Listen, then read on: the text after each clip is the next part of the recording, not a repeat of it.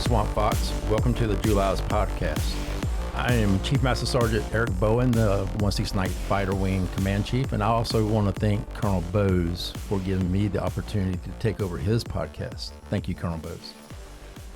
Last month, Colonel Bose talked about the transition to the combat wing, and I would like to carry on that conversation as it impacts and how it impacts the enlisted side.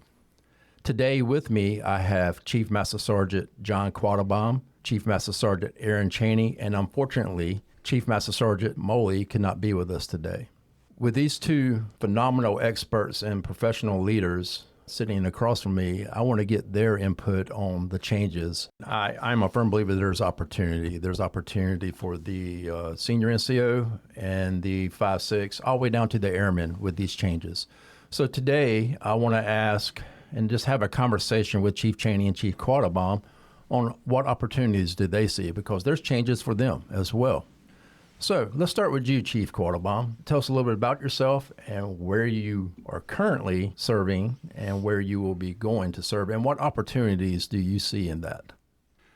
Chief Master Sgt. Quattlebaum. I've been in ops for 31 years. About 3 years ago-ish, I had the opportunity to move up to the SEL Senior Enlisted Leader position in the ops group. But like I said, I've always been in ops, and this was a real opportunity for me to see a different side of the base, work with different career fields around the base, and kind of see how the rest of McIntyre works. Where are you officially going to?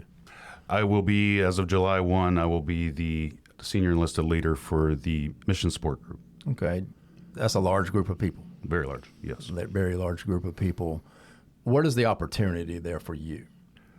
I think just that. I've found something out about myself as I became a senior enlisted leader of how enjoyable it is to help people and to work with people, a lot more people than you're used to in just your normal career field.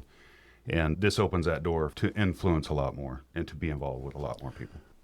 You said a key word there, influence and opportunity combined. And I think that opens up the door for phenomenal mentorship opportunities, leadership opportunities.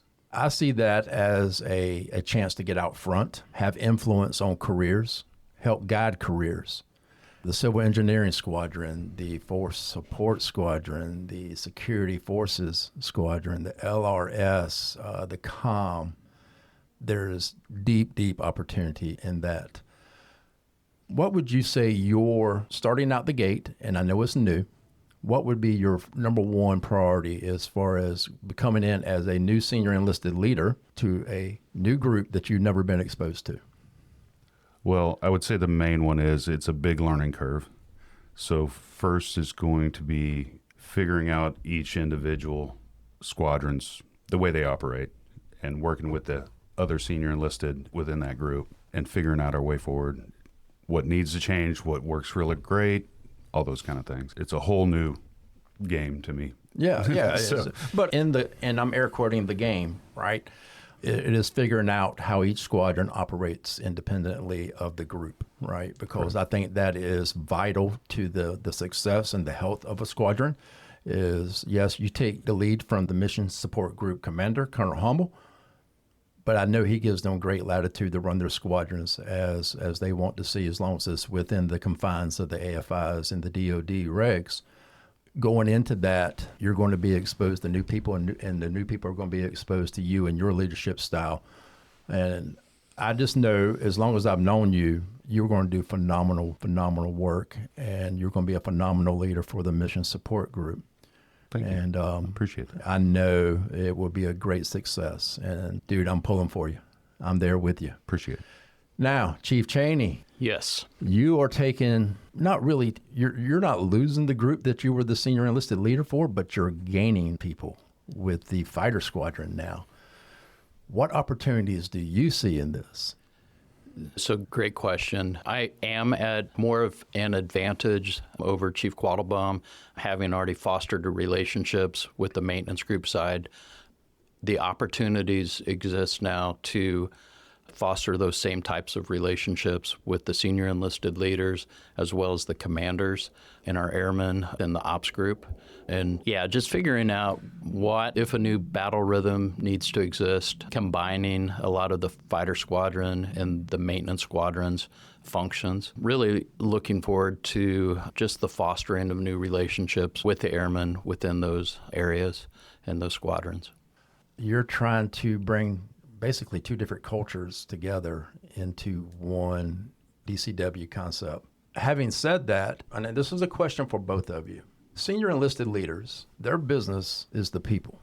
It's the enlisted people and to help guide and offer up good counsel to the commanders. To lead the enlisted, I would call it a belly-to-belly business. You have to be out amongst your people. What do you think about that? Yeah, I agree. So my approach may be a little bit different, knowing that organizations are so incredibly large, obviously hanging out with the airmen of the different squadrons, but focusing a lot of efforts on the senior enlisted leaders within those squadrons, fostering those relationships, mentoring them, and then visiting their airmen. Unfortunately, it's exceptionally hard to foster one-on-one relationships with every single individual within such a large organization. But I think it provides opportunities to provide a different perspective to the senior enlisted leaders within those organizations. What about you, John? I'm kind of in the same boat he is. I've got a large task ahead of me because I'm going to have some huge thighs by the time this is done because the organizations are so spread out now that I'm working with. So it's going to be a big job getting to every section and seeing people, and I'll have to build it into the schedule and make it a constant. Well, right. So Rome wasn't built in a day. I think your task for you, Chief Quattlebaum, is a little bit more of a steeper climb than it is for Chief Cheney because he walks 50 yards away from the hangar, and he's also in his area as well. Mm-hmm. For you, as you stated, the mission support group is so spread out, but it's one day at a time. And time will be your friend in this as you get to know the new squadron commanders, the senior enlisted embedded within the squadrons. And I just know, as I know you both, and I've worked with you both for years now, you're phenomenal leaders, and I appreciate you guys stepping up and doing this. You're a critical gear in this DCW or the in-garrison combat wing taking a foothold and becoming a success. We have great commanders with the DCOM O and the DCOM S, with Colonel Blevins and Colonel Corrigan coming over to the wing. I'm excited about that with those. And then the Chief of Staff for the A Staff, Colonel Rembarger, which Chief Moley will be working directly for him now.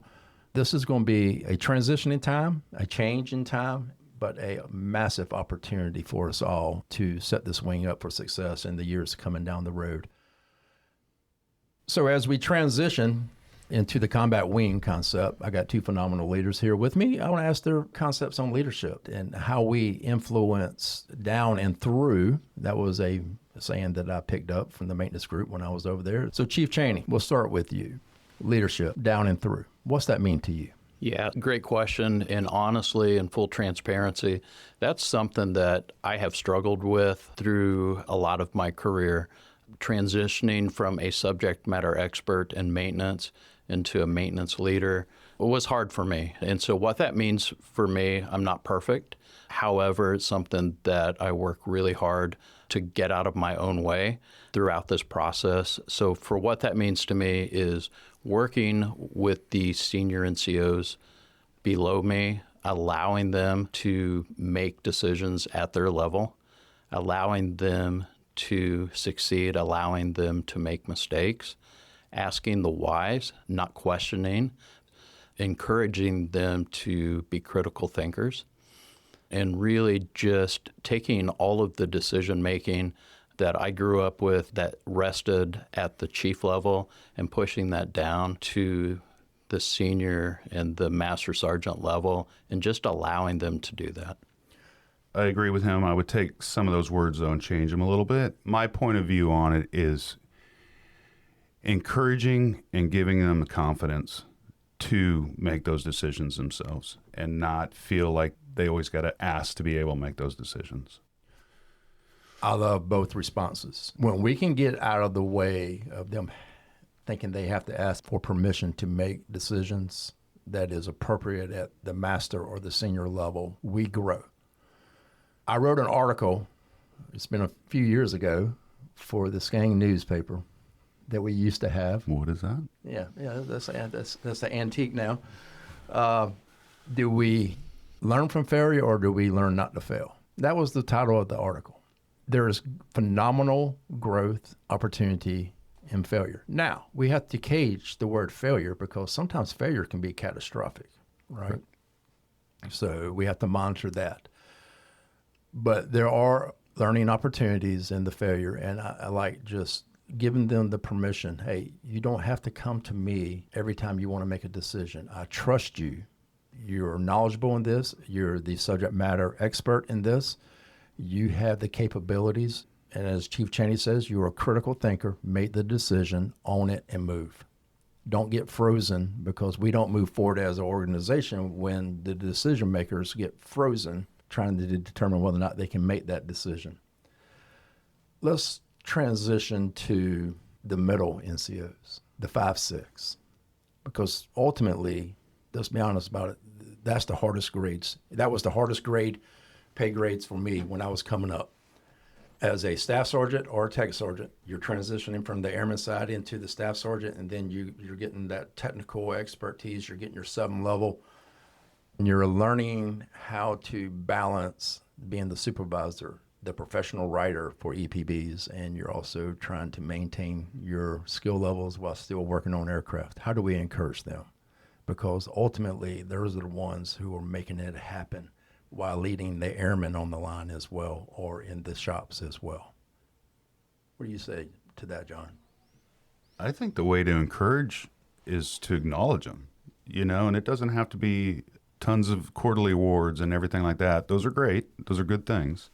But I mean, just be present and be there and encourage them to continue doing good and let them know when they're doing good. Because let's face it, you don't always know when you're taking on new challenges. You don't always know when you messed it up or not. We were all in that same boat. And I think when we have older senior NCOs that are going, hey, good job today. You did that perfect, or tweak it a little bit, or whatever those things are. It doesn't always need to be, well, you messed that up, Yeah. What do you think, Chief Cheney? My thoughts are really valuing the opinions and the recommendations from our 5s and 6s. Quite honestly, they're the ones that are truly experiencing the mission, and when it comes to, as example, in maintenance, they're the ones that are repairing aircraft. They're the ones that are launching jets.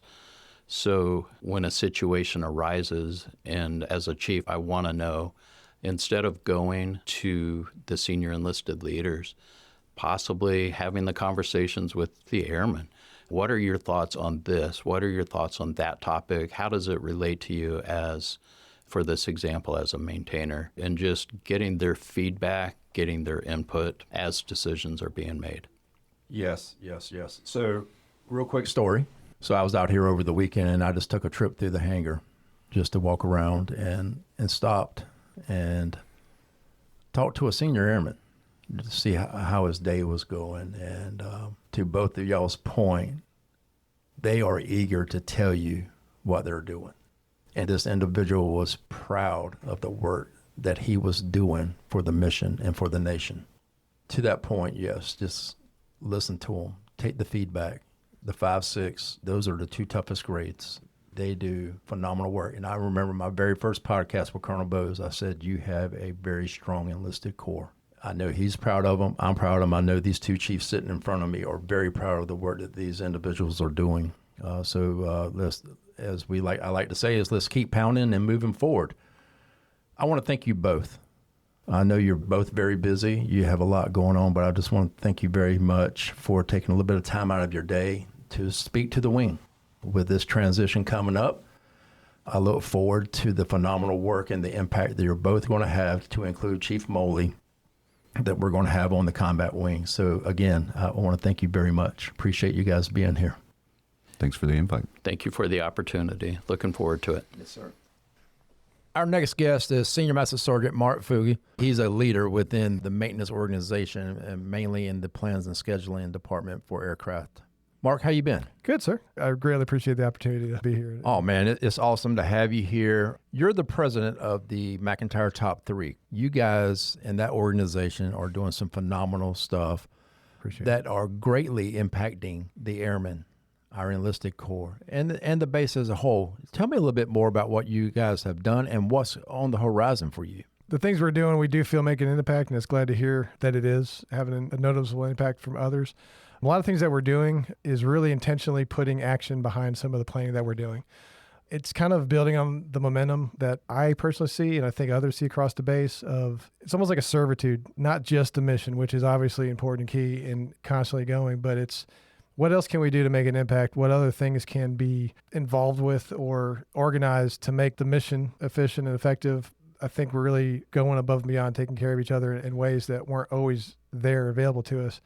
Other councils and other organizations are doing some great things. I mean, from the 5-6, bringing a guest speaker, the third go, having events, the daddy-daughter dance, the chief councils with the golf tournament coming up and the warrior run coming up, those kinds of things that I really think from Family Day over the last few years to the warrior run and other things that are expounding on that type of involvement, I think is a great thing. And it motivates me to continue to do what we do and make that impact. I really think it's a good thing.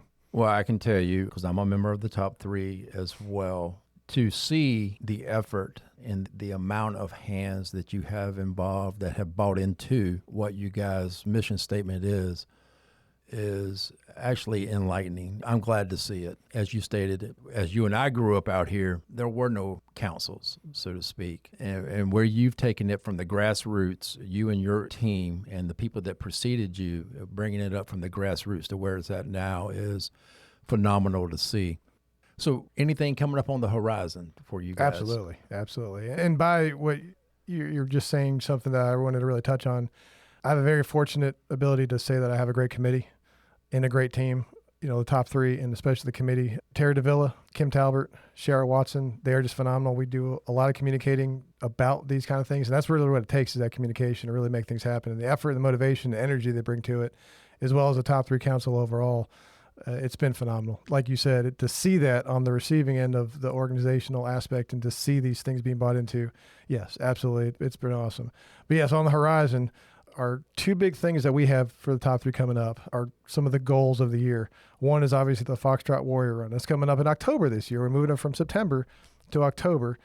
Different reasons. We're anticipating September being a heavy exercise drill. That's changed a little bit, but we also feel that the weather is a lot more conducive in October than it is September, just by the temperature. And, I would agree with that. And we've always been on the cusp these last couple of years, and even before, where it's right after the normal part of the hurricane season, and there's always those weird storms that kind of brew, and we always, that morning of, there's a storm over here and a thunderstorm over here, and so it's probably October is a kind of sweet spot that we hope to hit, even better than years past.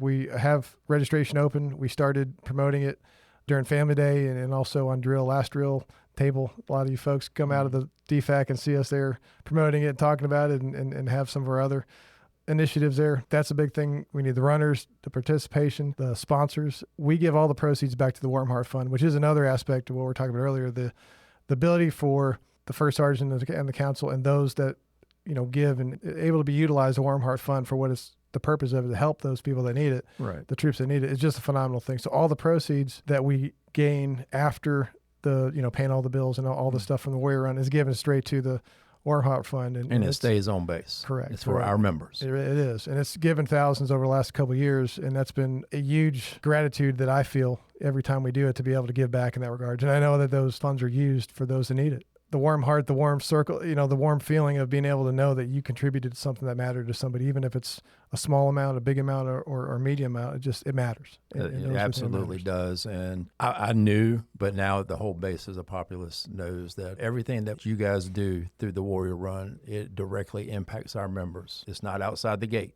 Correct. If it's their need within the gate, we try to meet that need. That's correct. But this year we're planning to go big with sponsors. We're really looking outside the gate, some really big sponsors, those that really want to contribute a lot to make that even bigger than it has been in years past. And the participation, we really hope that it can be even greater and growing from the last couple of years. Sherman Pageant from over in Bomb Dump, he's really taken on to be the sponsorship coordinator this year. They're really making good things happen already, really going out and seeing what we can do to attain some great sponsors and promote those sponsors in ways that makes it worth their while. We've had a lot of people already step up in that regards. Dana Betger, Manley McKinley, Carl Clegg was out there in the heat last drill to kind of showcase what we do and talk about it. So yeah, this year with the Warrior Run, that's one big thing that we really have on the horizon that we were looking forward to. On top of that, and soon after that, is the first ever leadership symposium that we're planning to bring here to McIntyre. We have a speaker. Her name is Robin Phoenix. Try to look her up on YouTube. She uses a humor-tinged aspect. She was a former Army Lieutenant Colonel reservist, has a really good perspective on things, really good angle, uses humor to get to the heart of things, and a wholesome warrior, a wholesome airman, a wholesome person, in the military to really get down to the root of things and using that humor to kind of get to it quicker and more effectively than other means. She's also even doing a local that night offsite somewhere in Columbia, like a routine, a comedy routine, because he uses that to really get to the heart of it. Okay. With that, we're also getting breakout sessions to really hone in on some of the specific attributes that we and others have said that they really want to work on, whether it's, something simple, how to write an EPB, a decoration, personal or financial type management. There's those things that just we tend to not really think of until it's later in our career, or don't know really how to mentor someone younger that has questions about us. So really the personal management, those kinds of things, skills, such as like EPBs, even, just leadership specific things that we may know points on, even sometimes just looking at a UMD or an UMPR or something like that, how to read these things, how to make light of these things that we don't always have the skills that we may think we do until we're put in a position like, oh, you're a so-and-so sergeant, you should know this. I've never been told, never been shown. So it's these good things to really bring to the base, along with centered around a speaker that's really going to bring a great message. We're going to make it an easier format where you don't have to come here for like a whole day. You don't go to it for the full day. It's more of a into the times you can make it, leave by the time you have to. We have so many commitments during a drill and so many priorities that are just competing all the time. So we want to make it as easy and light as possible for those to participate, get value from it, but not feel like they're having to commit hours and hours from all the other priorities that they have. So those are the main upcoming things that we have. That is phenomenal. And the leadership symposium, I will go ahead and just slap the table. I'm not going to slap the table. I think that's going to be a big hit, right? We agree. I think anytime we can bring out a differing view, it should open up our lenses to draw in different opinions and on how to handle things. What does the top three need? We just need the support and the continual buy-in, like you stated before. I mean, we have had some phenomenal events already this year that we feel are fundraisers that are going towards the symposium. That's our goal. Mm-hmm. And that's the continued buy-in that we really need. I mean, support like such for yourself, the wing leadership has been phenomenal. Make it a priority, not just if I get to it, whether it be a meeting, whether it be an event, whether it be involvement. I mean, this year we did several fundraisers already. I mean, the burrito sale, Brian Wright was instrumental in getting that set up with a lot of other folks to help make that happen. We had the bake sale during Family Day. Hannah Connor was able to lead that with some other great volunteers. We're having a car wash coming up. Brian Supreme from LRS is going to be leading that. So we got some planning on that to do, which should be a pretty neat thing. We kind of give us your car, we'll get it back to you. I got a very dirty Silverado that will be first in line. Yeah, we'll do it good.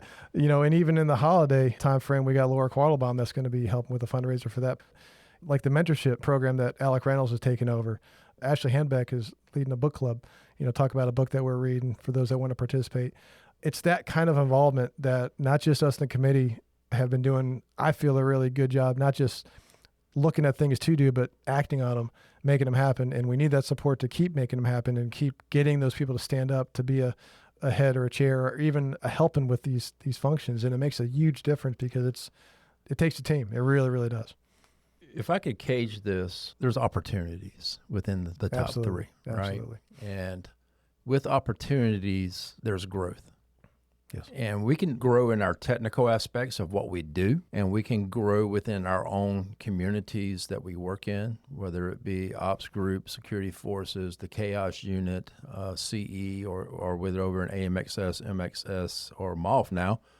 Yes. That's great. But you are putting yourself in a fence line. So my encouragement to all the top three, and I would even say some even the 5, 6, if there's a volunteer opportunity, whether it be within your own councils or outside your council in the top three or with the Chiefs golf tournament coming up, take advantage of that because now you're being exposed and you're working with people, and I can promise you that you're going to pick up something, a learning opportunity, a growth opportunity.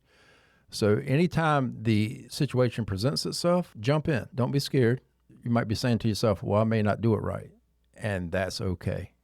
That's okay, because there's an opportunity there too to better yourself. Absolutely. Mark, I appreciate you taking a little bit of time out of your day. Phenomenal work, dude. And I mean that from the bottom of my heart. You and your team, you're showing the way. Well, thank you, You're Chief. showing the way, and I appreciate your time, man. Anything else you want to add? When I first took over to head up the Warrior Run a couple years ago, it was a monumental task to me. And now doing it a second time and helping now organize for the third time, Terra DeVille is taking the lead this year. It's, I don't want to say easy, but it's definitely building that kind of muscle memory. It makes it way less stressful. You do tend to, like you said, grow and learn from these kinds of things. And anything from helping on an event to helping plan a strategic whatever it may be, it gets easier with practice. And that's what I thank you for saying that, stepping up and going into those roles, not to just feel like you have to, but because you will grow.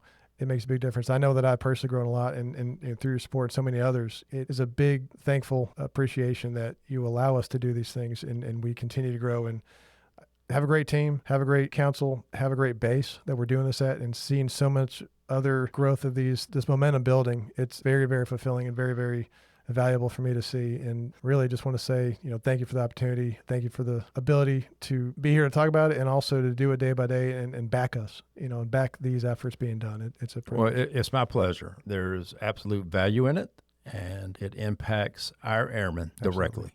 The challenge to those who are listening, get involved. Step outside your comfort zone, get involved. I promise you the positive impact on you yourself will probably be more than what you're doing. Again, thank you, Mark, for coming. Thank you, Chief. Thanks for having me. Again, I want to thank all of our guest speakers, Chief Quattlebaum, Chief Cheney, Senior Master Sgt. Fuge. As we go into July, think about July 4th and what it means. Independence. Enjoy the day. But also remember that our freedom and independence came on shoulders of giants. As you celebrate our freedom over this upcoming holiday weekend, take a moment to pause and reflect. Obviously, there's no scheduled UTA this month. This has become the norm for McIntyre not to have a July UTA, but we always can't bank on not being busy during these months. Now, moving on to upcoming events. In August, there will be an IMR event. Colonel Bowes has stated it before, is individual medical readiness. So I need everyone to really stay on their readiness. Medical readiness is imperative for us to be able to do what we do. The past couple of weeks should prove to us all that any day could be the day, so always be ready. Additionally, in August, I will be having a 5-6 all-call Sunday afternoon. Expect to hear more from your chiefs in the squadrons about this and the time. Going from August into September with the Super UTA weekend. The focus on that is going to be the Total Force Airmen training and Ready Airmen training. I know that the squadrons and the chiefs and the seniors are setting up time positions for training. Please be here during that UTA weekend. It's imperative. It's all part of our readiness, and readiness is key at this point in time where we're at. Finally, I want to give big thanks to Colonel Bowes for letting me do this podcast for July. Y'all should expect him back in August. And to my SWAT Fox family and friends, see you in August.